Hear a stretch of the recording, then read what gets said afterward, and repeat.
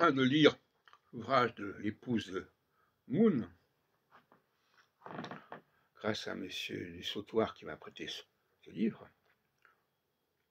de la veuve, mère de la paix, et le titre de l'ouvrage, sont des mémoires très intéressantes, très documentées, et ça m'invite évidemment à réfléchir sur le messianisme national. La Corée a un messie national qui est Moon. Et ce messie national,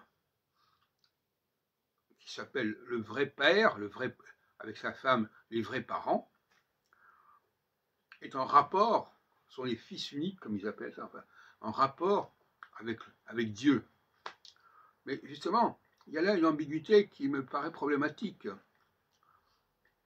Que ce messie national existe et joue un rôle important, ce n'est pas négligeable, ce n'est pas contestable. Maintenant, avec quel Dieu est-il en contact? C'est la question qui se pose.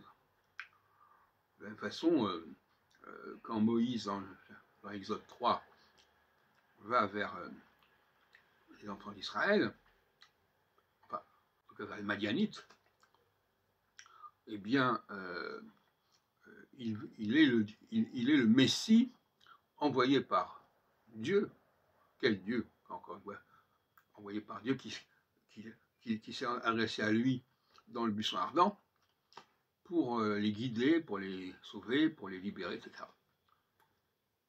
Donc là aussi, on a un Messie national. Oui, c'est un Messie national, au départ. Et on pourrait trouver d'autres exemples, évidemment, comme Allah et Messie national du monde arabe, de la péninsule arabique, etc. Mais les dieux auxquels il est fait référence ne sont pas les mêmes dieux. C'est là que les gens protestent en disant mais si, un dieu, les dieux, c'est toujours le même dieu.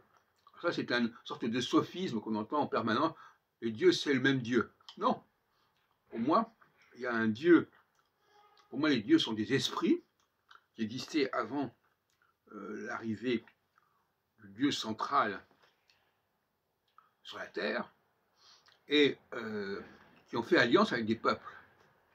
Alors, il y en a considérablement de ces dieux qui s'incarnent en quelque sorte dans un peuple. C'est ça, faut quand même dire les choses comme elles sont. L'incarnation, le Dieu, il y a un Dieu qui s'appelle Allah, qui s'est incarné dans le peuple arabe. Il y a un Dieu qui s'est éventuellement incarné dans le peuple coréen. Il y a un Dieu qui s'est incarné dans le peuple israélite ou madianite.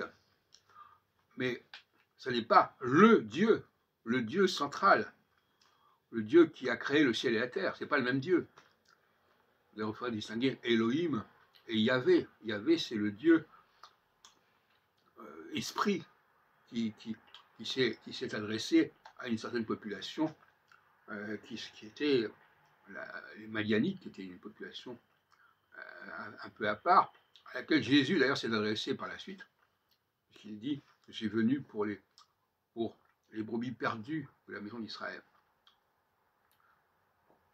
Et donc il faut distinguer le Messie national, le Dieu national, qui s'exprime à travers ce Messie et qui s'incarne dans ce peuple, et puis il y a le Dieu central, du premier chapitre de la Genèse, qui a créé le ciel et la terre, et ce n'est pas du tout le même plan.